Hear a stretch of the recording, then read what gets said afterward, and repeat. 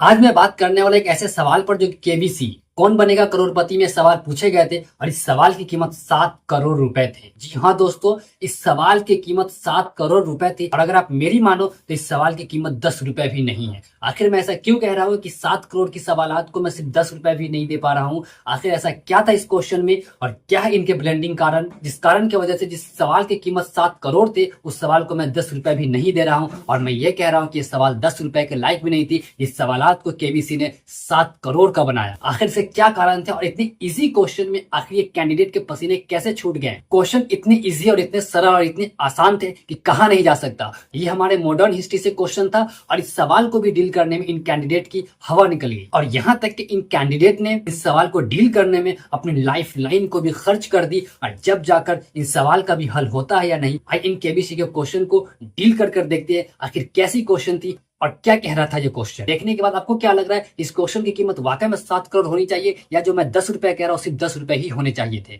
तो बिना अपने टाइम को गवाए हुए शुरू करते हैं और देखते हैं क्वेश्चन क्या थी। तो क्वेश्चन ये थी कि who commanded the Hectors the first British trading ship to land at Surat. मतलब इतनी इजी क्वेश्चन। अगर मैं इनके ऑप्शंस की बात करूं तो option number 1 Paul Canning, option number B की अगर मैं बात करूं तो William Hawkins, option number C की बात करूं तो Thomas Roy, option number D की बात करूं तो जेम्स लैंकेस्टर। अब आने वाला है आखिरी और अंतिम प्रश्न, 14वां प्रश्न।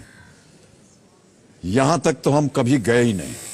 आपको मैं बता दूं, कभी भी ऐसा अवसर नहीं आया कि मैं कहूं कि अगला प्रश्न 7 करोड़ रुपए का है। तो 10 साल से मैं भी ट्राई कर रहा हूं।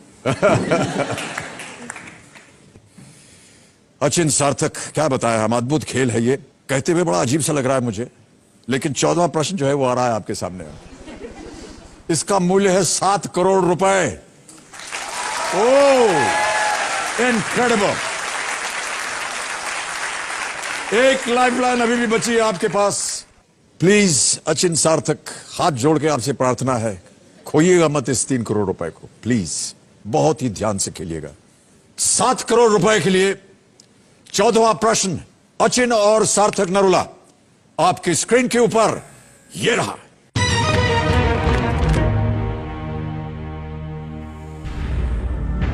हेक्टर, जो कि सूरत में आने वाला पहला ब्रिटिश व्यापारी जहाज था, उसके कप्तान कौन थे?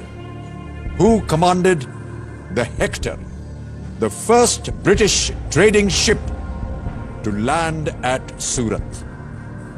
नाम सुनिए। A Paul Canning, B William Hawkins, C Thomas Roe या डी जेम्स लैंकेस्टर। हेक्टर जहाज का नाम था, जो कि सूरत में आने वाला पहला ब्रिटिश व्यापारी जहाज था। उसके कमांडर कौन थे? क्या वो पॉल कैनिंग थे? क्या वो विलियम हॉकिंस थे? क्या वो थॉमस रो थे?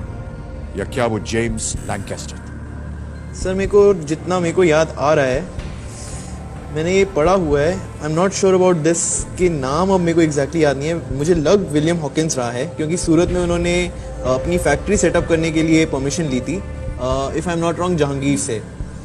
And he came with a lot of gifts and males on that ship, जितना मुझे याद है। बट विलियम हॉकिंस थे या पॉल कैनिंग, ये स्टोरी तो मेरे को याद है। हेक्टर जहाज आना था, सूरत आना था, उन्होंने फैक्ट्री सेटअप करी हुई थी अपनी, मुगल एम्परर जहांगीर से आई थिंक उन्होंने परमिशन ली थी ये फैक्ट्री सेटअप करने की। गिफ्ट्स भी याद है, गिफ्ट्स एंड मेल्स बहुत सारी आई थी। जेम्स लैंकेस्टर नहीं होना चाहिए इसका answer. It's either between Hawkins और पॉलिंग। थॉमस रो भी नहीं है इसका आंसर। मतलब ये 4 ऑप्शंस भी दिए गए थे और इन 4 ऑप्शंस के बाद इतने इजी क्वेश्चन, इतने सरल क्वेश्चन को इन्होंने गवाया और अपने लाइफलाइन का भी यूज किया और कैंडिडेट के बिल्कुल भी पसीने छूट गए। और इतने सस्पेंशन इनके पास देखी, इतनी एजिटेशन इनके पास देखी, जैसे माने कि इनके पास मॉडर्न हिस्ट्री की नॉलेजेस बिल्कुल भी नहीं है। लेकिन डोंट जज a book by its cover. अब अगर मैं डील करूं 1 by 1 ऑप्शंस को लेकर, सबसे पहले मैं बात करूं पॉल कैनिंग की। पॉल कैनिंग का जन्म 1563 में होता है। ये ब्रिटिश के रहने वाले होते हैं और ये इंग्लिश इनवॉय थे। इंग्लिश ईस्ट इंडिया कंपनी में मुगल से ट्रेड के रिलेशंस को एस्टैब्लिश किया था और इंडिया में 70 दिन रहने के बाद 9 अप्रैल 1613 ईस्वी में इनकी डेथ आगरा में हो जाती है। ये है पॉल कैनन की हिस्ट्री। अब अगर मैं बात करूं ऑप्शन नंबर सी की, थॉमस रॉय की। थॉमस रॉय की full name sir Thomas Roy है। इनका जन्म 1581 ईस्वी में होता है और ये भी ब्रिटिश के रहने वाले थे। इनका occupation diplomat and ambassador of king James one. And Thomas Roy को किंग जेम्स वन ने इंग्लैंड से इंडिया भेजा था 1615 में। और उस समय के जो मुगल बादशाह थे, मुगल इंपेरर जहांगीर, ब्रिटिश की ट्रेड करने के लिए इंडिया में परमिशन के लिए उनको भेजा गया था और एक official representative of British crown थे। इनका गोल ये था कि ब्रिटिश से इंडिया में फैक्ट्री को एस्टेब्लिश कर दी जाए और एस्टेब्लिश करने के बाद ये फिर ब्रिटिश लौट जाए। लेकिन ब्रिटिश से इंडिया के ट्रेड के रिलेशंस को ये एस्टेब्लिश करने में अनसक्सीड रहते हैं। अब अगर मैं बात करूं थॉमस रॉय के साथ मुगल कोर्ट में क्या क्या होता है और मुगल दरबार में क्या क्या होता है इनके साथ, तो सबसे पहले अगर मैं बात करूं तो थॉमस रॉय स्टे करते हैं मुगल इंपेरर जहांगीर के दरबार आगरा में, जो कि 1615 ईस्वी से लेकर 1619 ईस्वी तक वो वहां रहते हैं। और Thomas Roy diplomat and respectful relation को बादशाह जहांगीर के साथ बनाए रखते हैं, लेकिन इन चीजों में भी वो अनसक्सीड रहते हैं। अगर मैं बात करूं तो इंपेरर जहांगीर इन्हें लाइक जरूर करते थे, लेकिन इन्हें फैक्ट्री ओपन करने के लिए परमिशन नहीं दी गई और न इन्हें मिलिट्री और एक्सक्लूसिव ट्रेडिंग राइट्स भी दिए गए। लेकिन आफ्टर ऑल इनके बावजूद भी थॉमस रॉय सूरत गुजरात में 1619 में एक फैक्ट्री ओपन करने का थोड़ा परमिशन इन्हें मिल जाता है और 1619 ईस्वी में थॉमस रॉय इंडिया छोड़कर चले जाते हैं। अब अगर मैं बात करूं जेम्स लैंकेस्टर की, तो इनका पूरा नाम सर जेम्स लैंकेस्टर था और इनका जन्म 1554 ईस्वी में हुई थी। तो सर जेम्स लैंकेस्टर पोवाइट फिगर थे earlier history of British trade में, और इनका ट्रेड इंडिया और ईस्ट इंडीज के साथ था और इन्होंने ग्रेट रिलेशनशिप को एस्टेब्लिशमेंट किया इंडिया और ईस्ट इंडीज के साथ। और आफ्टर ऑल ये फर्स्ट इंग्लिश ट्रेडिंग एस्टेब्लिश करते हैं ईस्ट इंडीज के साथ। अब अगर लास्ट ऑप्शन की मैं बात करूं तो लास्ट ऑप्शन हमारा है विलियम हॉकिंस। विलियम हॉकिंस जब मुगल इंपेरर जहांगीर के कोर्ट में पहुंचते हैं तो वहां पर ये बहुत ही फर्राटेदार इंग्लिश बोलते हैं।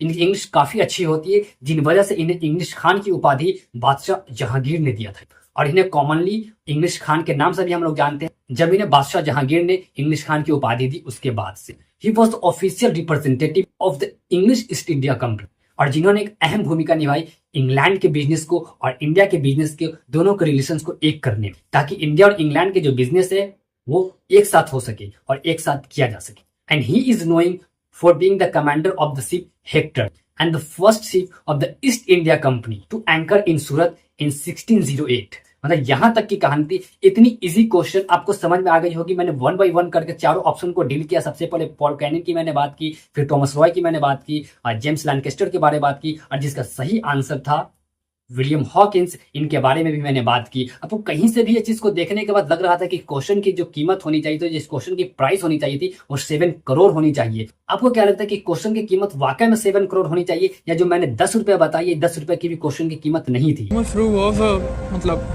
शिप विप चलाते तो थे, सेलर थे। आई नो, बट थोड़ा वेगली पता है। सर हॉकिंस और कैनिंग में ही लग रहा है मेरे को। तो लाइफलाइन भी ना त्रिगुणी गलत मूड पे ले ली। उनकी हिस्ट्री अच्छी है। आप क्या सोचते हैं इन कैंडिडेट को लेकर जिन्होंने क्वेश्चन देखने के बाद अपना हक्का बक्का गुम कर लिया? इन्हें इतनी एजिटेशन हो गई कि मैं क्या ही बताऊं। और अमिताभ बच्चन की जिन्होंने 7 करोड़ इन क्वेश्चन का वैल्यू रखा था। ब्रेक पे जाने से पहले जो प्रश्न पूछा गया था वो ये कि हेक्टर, जो कि सूरत में आने वाला पहला ब्रिटिश व्यापारी जहाज था, उसके कप्तान कौन थे? ये 7 करोड़ रुपए का प्रश्न था। अचिन और सार्थक ने अपनी आखिरी लाइफलाइन डबल डिप इस्तेमाल की। अगर आप पहले से इस क्वेश्चन का जवाब जानते थे तो यस लिख के कमेंट बॉक्स में जरूर बताएं, और आपकी क्या रही इन तमाम खबरों पर एंड इन क्वेश्चंस पर अपनी राय कमेंट बॉक्स में जरूर दे। मिलते हैं नेक्स्ट एपिसोड में नेक्स्ट कंटेंट के साथ। तब तक के लिए जय हिंद।